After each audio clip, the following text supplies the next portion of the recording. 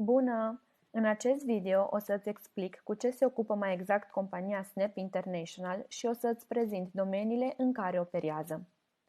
În primul rând, este important să știi că Snap International este una din puținele societăți italiene din sectorul network marketing care a investit foarte mult pentru a se asigura că toate produsele sale sunt printre cele mai bune suplimente pentru wellness de pe piață și că sunt conforme cu normativele Uniunii Europene și legilor italiene.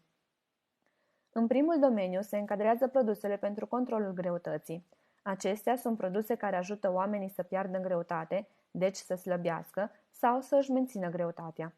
Aceste produse mai sunt numite și înlocuitori de masă și ajută la limitarea aportului de calorii, furnizând corpului în același timp vitamine, minerale esențiale, fibre, carbohidrați și proteine de înaltă calitate.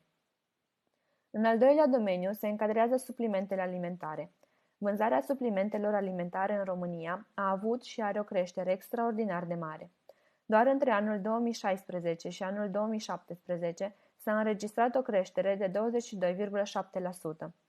Această creștere a vânzării integratoarelor alimentare este datorată și faptului că fructele și legumele de astăzi nu mai sunt cum au fost acum mult timp.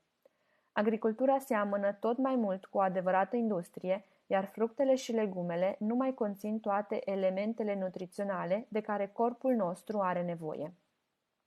În al treilea domeniu se încadrează cafeaua.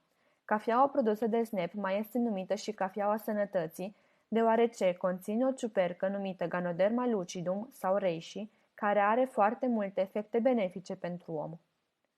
În al patrulea domeniu se încadrează produsele de îngrijire a corpului, cum ar fi creme, gel de duș, șampoane și altele. În al cincilea domeniu se încadrează produsele pentru make-up.